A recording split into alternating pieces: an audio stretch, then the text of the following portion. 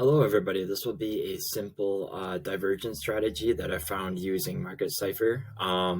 It works pretty well for beginners and it's using the 12-minute time frame. If you guys enjoy this video and learn something from it, please give me a thumbs up and subscribe. I work hard to make these videos. Anyways, what it is looking for a 12-minute divergence using Market Cipher B and price pretty much.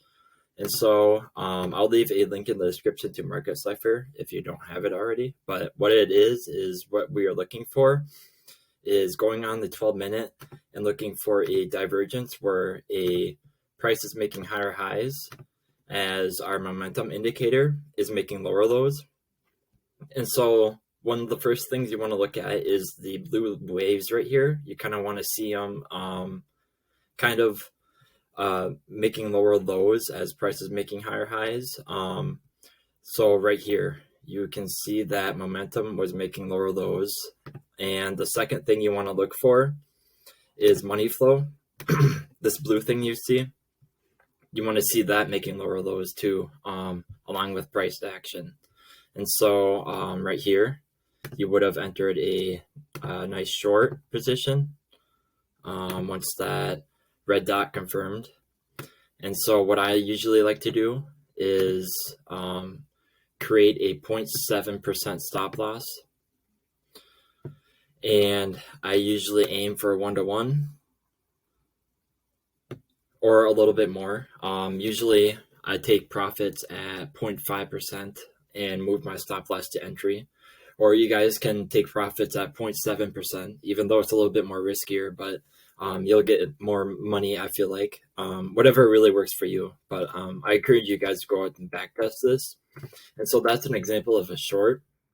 And so let's look at a long example. Right here, we have price making lower lows kind of, as our oscillator is making higher lows.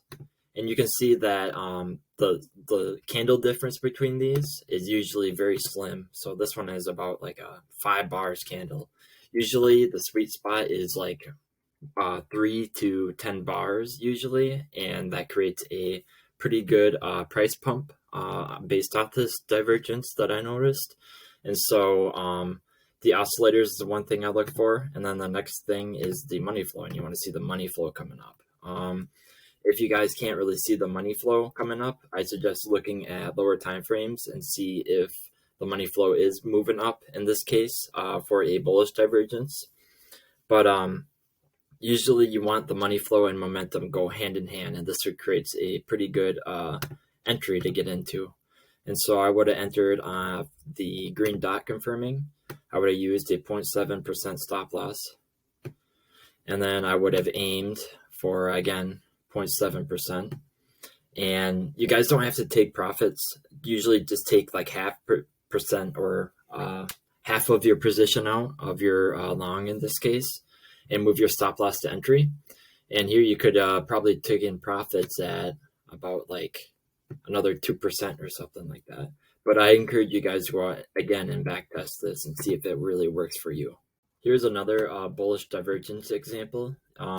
Here we have our momentum making higher highs as our price is kind of coming down, making lower lows.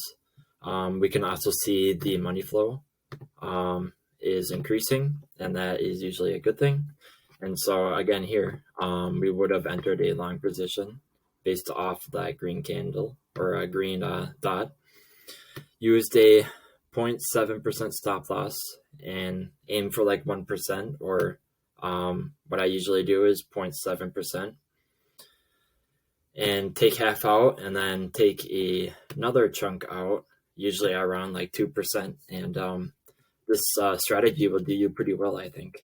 I'll show you guys another bearish div example using this strategy. Right here we have price making higher highs, and our momentum is decreasing. It's making lower lows, and we also have the money flow coming down. And with this, we would have entered a short position based off of this red dot.